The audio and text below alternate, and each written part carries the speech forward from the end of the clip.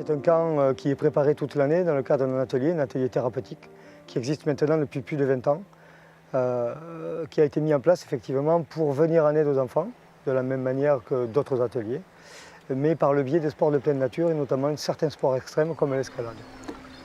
Je m'appelle Jason, je suis à l'ITEP le Languedoc pour des problèmes de comportement.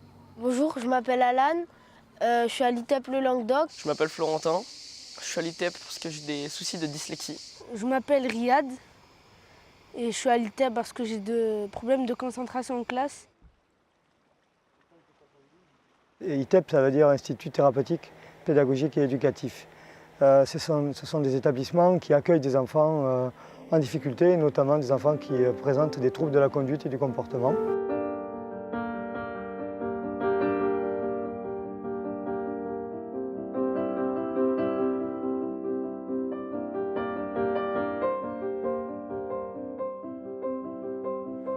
C'est un objectif qui va leur permettre de concrétiser une année de travail. Et en même temps, on met un but en avant, au même titre que dans l'escalade, il y a un but, c'est celui d'aller en haut.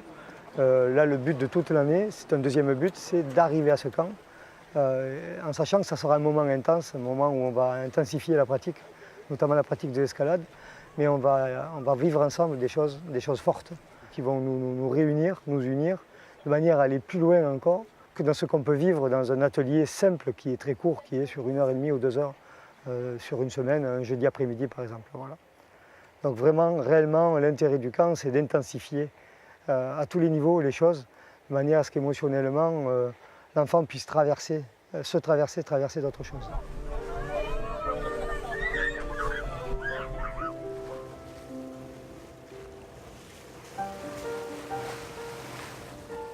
C'est un projet qu'on a commencé, voilier escalade, il y a 5 ans. Moi, je suis sur l'atelier depuis 5 ans. C'était Patrice Aubernel à l'époque qui m'avait sollicité pour faire partie du projet avec lui, parce qu'il y avait un appel à projet de Generali Assurance pour des projets partant d'une association qui évolue au contact d'un public en difficulté et à vocation sportive. La présentation de ce projet, de cet appel à projet, c'était une personne qui était immergée dans l'eau en apnée et qui remontait à la surface. Donc, comme nous, notre credo, c'était l'escalade, on se demandait comment on pouvait articuler cet élément maritime, j'ai envie de dire, avec l'élément de la montagne et de la falaise. Florentin peut avoir des défauts de concentration, par exemple, il peut partir dans son monde et effectivement l'escalade, c'est quelqu'un que ça peut ramener dans une réalité. Et donc ça peut être très bénéfique pour lui à ce niveau-là. Alors Riyad, évidemment, bon, c'est un touche-à-tout, c'est quelqu'un qui remue beaucoup, mais c'est un hyper doué, notamment au niveau de l'escalade, c'est quelqu'un qui va passer très très vite dans les endroits, il a de multiples centres d'intérêt, il n'a pas fini une chose qui saute à une autre. Donc pour lui, c'est évidemment le recentrer réellement sur quelque chose qui est immédiat et dans lequel il va pouvoir exprimer complètement tout ce qu'il a exprimé. Alors Riyad a beaucoup accroché avec l'escalade, il a un très fort niveau, tout de suite, il est dans le 6A, 6A+, ce qui est exceptionnel. Et l'escalade et la relation avec nous dans un camp comme celui-là, très confiné sur un bateau, etc., et en proximité, lui permet de se canaliser. On l'aide à se canaliser, on l'aide à se poser mentalement et à ne pas s'affoler sans arrêt sur 10 000 choses à la fois. Alan, c'est vraiment un introverti, mais qui a une énorme volonté. Ce n'est pas forcément un doué, mais c'est un travailloman, entre guillemets, ce que j'appellerais quelqu'un qui arrivera par sa volonté. Même si au départ il n'a pas les capacités, il a une immense volonté d'avancer et l'escalade va lui permettre de la développer encore plus, cette volonté. Jason, moi je l'ai vu comme quelqu'un qui était un peu dans son monde à lui.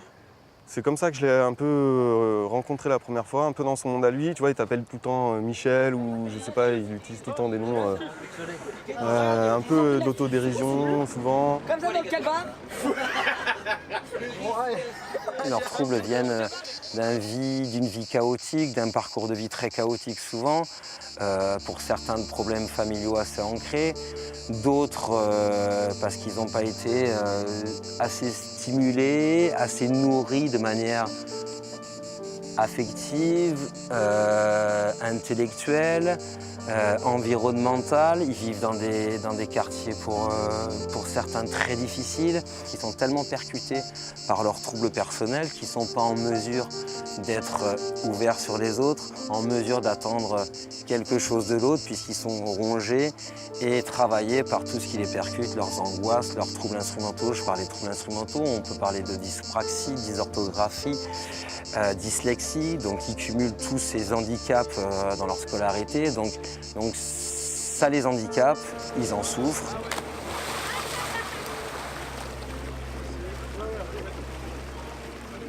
Ils doivent restaurer la confiance en l'adulte. Donc cet atelier, tout de suite, essaie de restaurer la confiance en l'adulte. Sans la confiance en l'adulte, l'enfant ne peut pas continuer dans l'atelier, c'est impossible. À un moment donné, il doit avoir totalement et pleinement confiance, il doit s'abandonner complètement à l'adulte. Parce qu'évidemment, on va se retrouver dans des situations où on va devoir s'abandonner. On va devoir s'abandonner à la personne qui nous amène quelque part, puisqu'on n'a pas les compétences pour s'y rendre, en pleine paroi, etc., en pleine mer. Et l'enfant va devoir faire aussi confiance au matériel. C'est-à-dire que tout ce qui est matériel, la corde, le baudrier, l'équipement en place, etc., toutes ces choses-là, c'est aussi quelque chose dans lesquelles il faut avoir confiance. Sinon, c'est une activité qu'on ne peut pas pratiquer. Et donc, la confiance en l'adulte est très importante, puisque l'adulte, lui, va porter la parole et il va dire « Oui, tu peux te mettre dans ton baudrier, oui, tu peux te mettre dans la corde, elle est solide, elle peut tenir une voiture, elle peut tenir un bus, elle peut tenir, etc. etc. »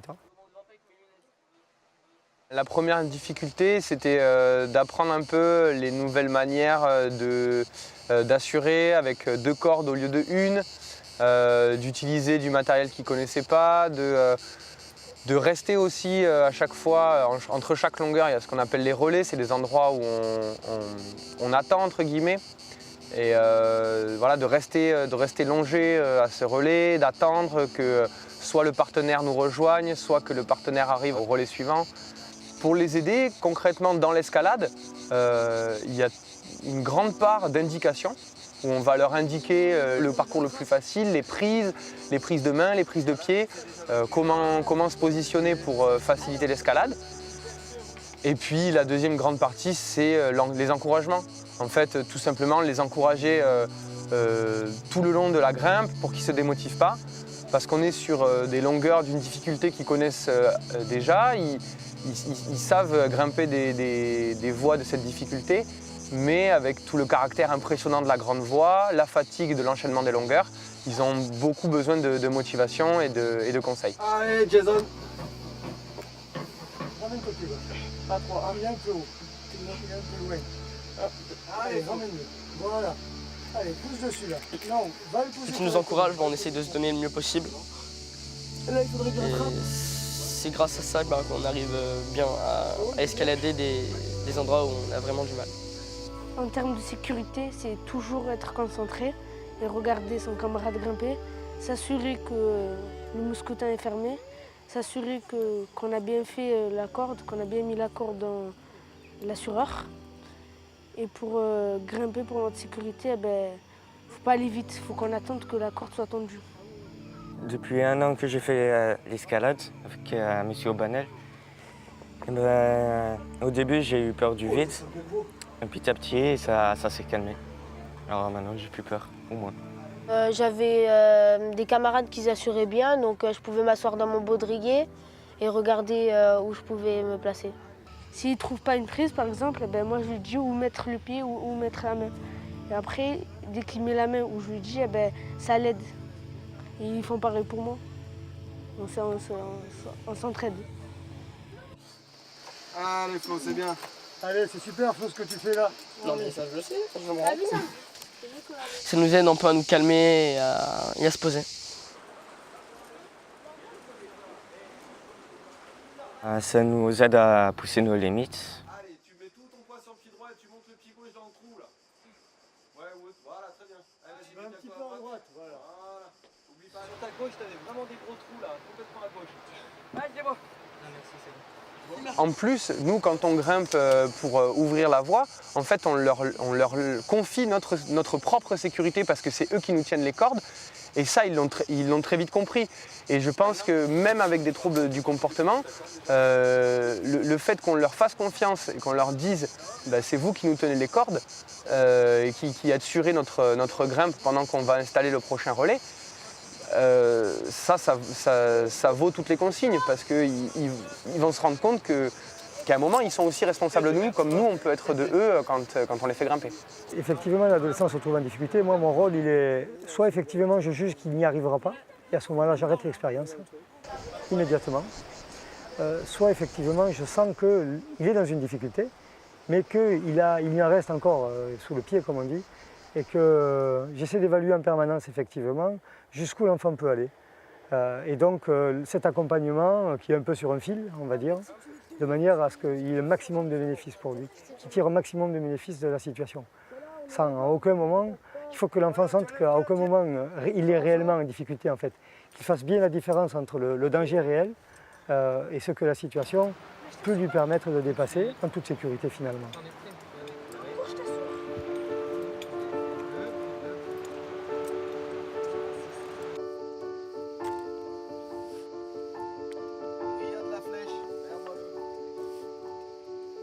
Allez, mon gars. Ouais, c'est presque fini.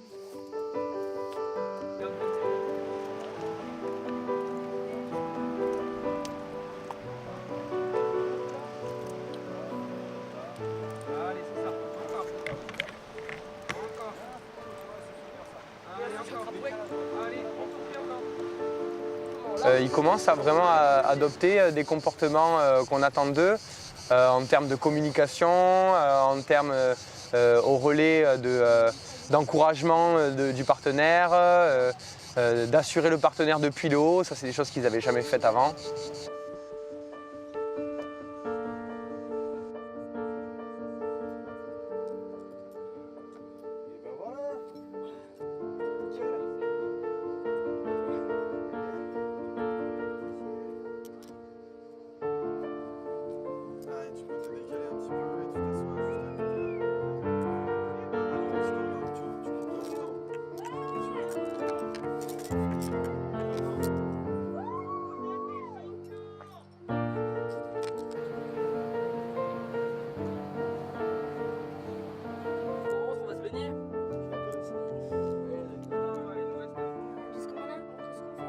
Ce qui le traverse, automatiquement, il va l'exprimer avec sa propre personnalité, et avec les propres compétences qu'il aura acquises jusque-là, et ses propres expériences qu'il aura accumulées dans son parcours de vie. Donc, encore une fois, certains vont l'exprimer par des paroles, d'autres vont être complètement dans le non-verbal, donc vont essayer de rentrer en relation différemment. On rentre tous en relation différemment. Et on est tous ou des tactiles, ou des visuels, etc., etc. Et donc, chacun va l'exprimer à sa manière. Et c'est évidemment à l'adulte à décoder, de manière à pouvoir réellement rentrer en communication profonde avec la personne. Dans tous les cas, moi je pense que la relation, notamment lorsqu'on mène des projets comme celui-là, qui sont des projets un petit peu ambitieux, puisque longs sur le temps, confinés sur un bateau, avec de la fatigue qui s'accumule, en même temps avec un émerveillement permanent par rapport à la nature, puisque le projet du camp, c'est aussi d'éveiller leur conscience aux beautés de la nature, et donc d'ouvrir leur cœur à quelque chose. Et à partir du moment où le cœur est ouvert, on peut rentrer, on peut pénétrer un petit peu plus la psyché de la personne et l'aider un petit peu plus loin. Nickel, super Yann. Par rapport aux consignes, évidemment, selon la personnalité de l'enfant, il peut bloquer. Alors il peut bloquer sans le dire parce que ce qu'on lui demande, ça va lui faire très peur. Et donc au lieu d'avouer qu'il a très peur, parce que c'est destructeur pour sa propre image et déjà ils ont un souci narcissique déjà, donc il va opposer un veto catégorique sur ce qu'il y a à faire, de manière à ne pas se mettre en difficulté vis-à-vis des autres et notamment vis-à-vis de lui-même ensuite. Alors que d'autres vont dire ouais moi je suis tout à fait capable, je peux sauter de 30 mètres, enfin bon. On est dans des comportements différents face aux consignes, forcément. Et donc c'est à nous, dans ce type d'environnement et dans un camp comme celui-là, à connaître un peu mieux les enfants. On les a pratiqués toute l'année dans un atelier, en les mettant dans des situations difficiles, justement, de manière à ce qu'on va les mettre dans des situations encore plus difficiles, à pouvoir prévoir, entre guillemets, leur réaction, la prévenir et justement les aider à aller plus loin, les aider à passer derrière leur peur. de manière à ce qu'ils se construisent réellement. On essaie de leur enlever pendant une journée entière tous leurs écrans, toutes les choses qui leur permettent de fuir ce monde et de fuir leurs propres difficultés. Et donc on les ramène effectivement dans un milieu qui va être un peu confiné, le milieu du bateau, mais qui en même temps est aussi un refuge, aussi. Puisqu'on est là, on a un regard bienveillant sur eux, ils savent très bien qu'on est là pour eux 24 heures sur 24 et qu'ils vont pouvoir nous utiliser pour eux-mêmes. Ils en ont compris les enjeux. Ils savent aussi très bien, puisqu'on leur a fait faire de l'escalade toute l'année, qu'ils vont devoir traverser certaines difficultés, mais que le regard bienveillant est là, dans tous les cas, et qu'il n'y aura pas de jugement. Donc ils vont pouvoir rentrer doucement dans la relation avec nous, du début jusqu'à la fin, avec une graduation, on va dire, puisqu'on voit bien qu'entre le début et la fin du séjour, la relation évolue énormément avec eux. Et la mise en confiance de la personne va lui permettre de pouvoir traverser certaines émotions qu'il aurait cachées à d'autres moments, et donc qu'il n'aurait pas traversé librement et de manière consciente. Et ça va donc leur permettre de pouvoir se traverser tranquillement, en fait. Et donc de voir derrière l'écran de fumée qu'ils mettent en place en permanence dans l'ITEP et que chacun de nous, souvent, met en place, de manière à ce qu'effectivement l'autre n'ait pas un regard sur ce qu'on est intérieurement et profondément. Et là, c'est un espace où c'est possible, en fait. Parce que même les petits camarades sont en train de traverser la même chose. Et donc, à un moment donné, on voit bien que l'autre aussi est en train de traverser sa peur, l'autre aussi est en train de traverser aussi son génie, aussi. Et donc, on va essayer d'arriver à mettre en place quelque chose d'une symbiose qui va leur permettre de pouvoir exprimer pleinement ce qu'ils sont, en fait, ou de se découvrir. A préparé, il m'a montré, il a préparé tout, il m'a aidé, puis je commençais à les monter, après j'ai regrimpé en tête, tout en haut, puis là-haut c'est moi qui me suis équipé, là comme ça tout seul, je lui dis tu me dis rien du tout, stop, j'ai fait tata, je lui dis regarde, dis-moi si c'est juste, il m'a dit ouais, je commençais à les monter, puis on a commencé à faire le rappel, puis on s'est assis, c'est bon, c'est fini, après on a c'est bien. Alors pour ceux qui quittent effectivement le Languedoc l'année prochaine, ce voyage représente réellement un rituel de passage. C'est-à-dire, on leur fait quand même faire des choses qui ne sont absolument pas ordinaires et que même un être humain normal ne fait pas forcément. C'est-à-dire des grandes voies de 150 mètres, avec beaucoup de vide, dans une sécurité totale bien sûr, mais émotionnellement quelque chose d'extrêmement fort à traverser, au même titre que le passage de l'adolescence à l'âge adulte est un moment extrêmement fort à traverser. Et nos sociétés manquent cruellement effectivement de ces rituels de passage aujourd'hui. Et donc, estimer effectivement en montant ce type de projet que c'était un moment fort, une expérience forte qui va marquer symboliquement le passage effectivement de cette adolescence à cet âge adulte. On peut vraiment noter une certaine évolution de tous les jeunes dans leur rapport, on a beaucoup moins d'insultes qu'au départ du voyage, on est dans des rapports beaucoup plus normalisés, d'entraide, de solidarité, d'humanité, j'ai envie de dire, sans employer des grands termes et des grands mots. Mais voilà, on est dans l'empathie, on est dans la compréhension de l'autre. Et puis je trouve, oui, que oui, en termes de maturité, ils ont fait un bond en avant. Ouais.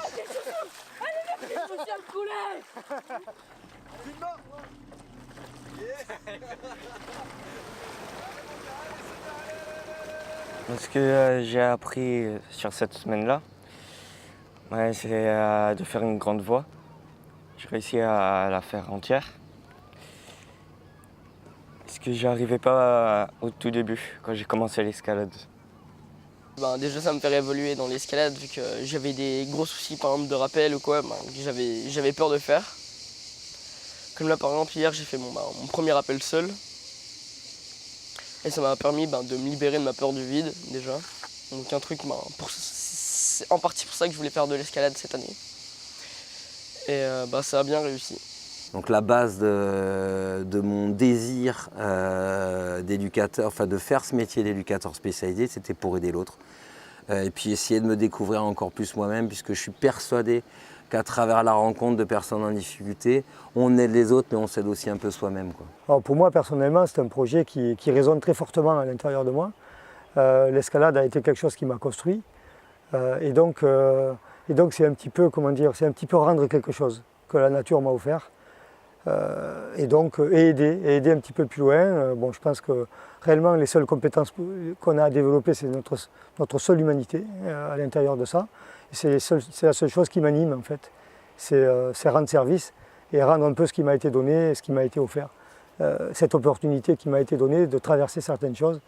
Et l'escalade a été réellement pour moi quelque chose qui m'a construit et qui peut être utile à d'autres personnes. Ce n'est pas le seul outil, mais c'est un outil qui me passionne et la transmission de cette passion permet à d'autres personnes, effectivement, en s'appuyant dessus, de se découvrir elles-mêmes. Là, pour le coup, on a un encadrement qui est important, certes, mais à mon sens, tout le monde a sa place et on est vraiment dans un travail de qualité. Ça veut dire qu'on peut vraiment aller chercher l'individu plus profondément, on peut vraiment plus accepter ses troubles, ses difficultés, reprendre. On a le temps de faire et de bien faire surtout. Et c'est ça qui est super, super appréciable et qui, moi, me porte toute l'année, qui me met un énorme coup de pompe et qui me dit: Mathieu, tu y es là. Là, on est au cœur de l'éducatif. Et ce que tu fais finalement toute l'année, ce qu'on porte toute l'année, pas qu'au niveau de l'atelier escalade, parce qu'on fait la même chose avec ma collègue Marie sur le groupe, bah, ça a du sens. Et là, vraiment, on est dans un travail hyper efficient. Et moi, c'est ce que je recherche tous les jours. Mais ce travail institutionnel où il y a 74 enfants, que des garçons, sur des groupes de 12 ou de 8 ou de 10 sur l'internat, c'est extrêmement difficile et ils s'y perdent aussi, Sinois, tout le monde, Sinois, l'éducateur Sinois, parce qu'il n'a pas l'impression de faire un travail de qualité. On en parlait tout à l'heure avec Corentin, des fois on a l'impression juste de gérer la sécurité. C'est-à-dire qu'on va faire une sortie, on gère la sécurité, il n'arrivera rien, on a évité un conflit physique, on a repris une parole inadaptée, déplacée, une insulte, oui, on est là-dedans. Mais alors pour aller chercher l'individu sur ce qu'il a de plus personnel pour développer des choses qu'il a en lui, parce que c'est le cœur de notre boulot, c'est d'aller chercher ce que la personne en lui et d'essayer qu'elle en prenne conscience et qu'elle s'en serve, qu'elle le développe et qu'elle s'en serve dans sa vie future. Mais on n'a pas le temps. Là, on a le temps. Et je suis persuadé que du coup, on impacte beaucoup plus fort les jeunes.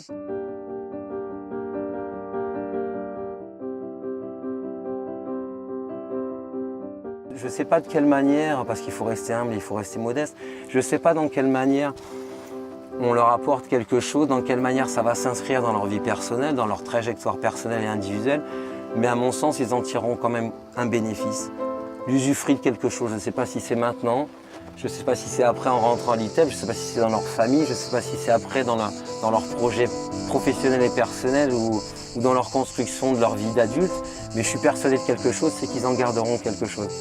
La vie sur ce bateau et la vie sur ces falaises les pousse à adopter des conduites ou à toucher quelque chose dont ils se serviront plus tard. Voilà, ça j'en suis intimement convaincu.